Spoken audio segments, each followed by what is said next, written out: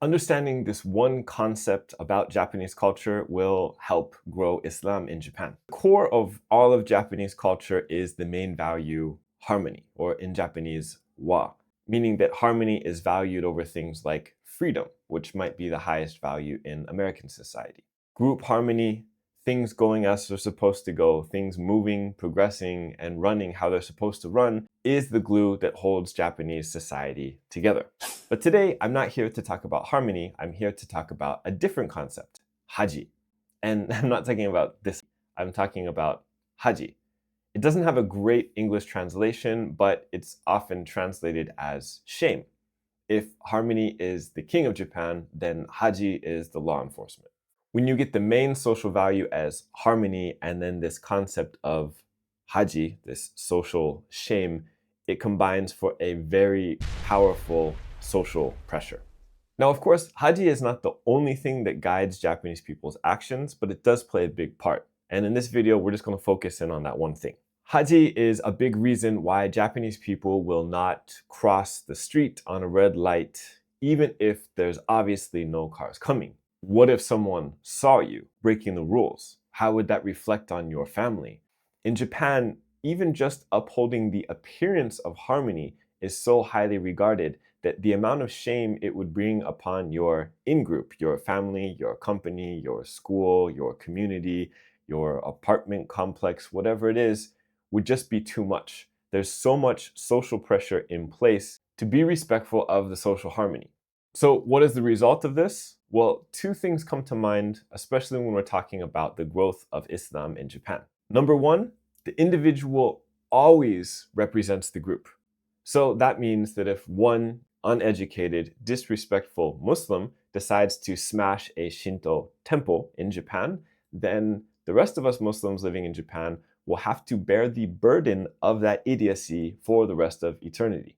The second thing that comes to mind is one of the most common reasons that I hear for Japanese people not becoming Muslim. They don't need Islam or God to be well behaved. They don't need it for there to be a safe society. They don't need it for people to treat each other well. Now, it's not only haji that is guiding this good behavior, but it's a part of it. In one way, I guess you could look at haji as kind of a taqwa and nas instead of taqwa Allah. So what do these 2 points mean? Well, it means that even if you're a tourist, the one represents the whole. That means however you act is going to reflect on all of the Muslims living here in Japan, but also in the rest of the world. In Japan, you represent Islam. You are Islam. So we need to make sure that our actions and our words actually represent Islam. You see, Japan is not going to turn to Islam because of a pamphlet or a booklet that you passed out to them, or you quoting the Quran, or even talking about the Prophet, sallallahu alaihi wasallam. Japan is not going to embrace Islam because you argued all of the logical proofs and all of the scientific proofs found within the Quran. However, Japan might accept Islam because of your smile, because of your kindness, because of your generosity, because of your thoughtfulness, because of your open-mindedness. Because you see, this works both ways. One bad Muslim might end up representing all of us, but one good Muslim can represent us all as well. So the only reason that Islam has not really spread in Japan, well, I've kind of already spelled it out in black and white. Now, this is just one element of a very complex culture. So I don't want you to think that this is the only thing that's running through Japanese people's minds and the only thing that guides their actions. It's not. However, I hope it does illustrate a point that if we all really want Islam to succeed here in Japan, we necessarily need to learn the Japanese language. We need to understand the Japanese culture better so that we're able to show them the true beauty of Islam. You see, if the Japanese people were able to see Islam for what it truly is, I honestly believe that there's no other culture in the world that is more compatible with Islam. Earlier in the video, I talked about the people of Japan having a sort of taqwa nas. Now, if they could replace this fear of human beings with taqwa Allah, then the way society works doesn't necessarily have to change at all.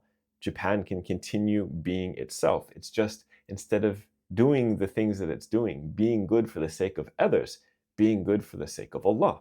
The Japanese culture doesn't change, but what it will do instead is it will free Japanese people who feel overwhelmed and overburdened by the social pressures in Japan. Becoming Muslim is something that's very freeing. Instead of fearing what other people think, you start to fear what the Creator thinks. This in no way conflicts with how things work in the Japanese culture. And if anything, it takes the disciplined and well-behaved people of Japan and simply releases them from a burden while giving them something greater. But before we can even get to the point of explaining that or expressing that to Japan, we need to change the image of Islam. And at the moment, we're not doing so well. So, if we really want to see an Islamic Japan in the future, then the ball is in our court.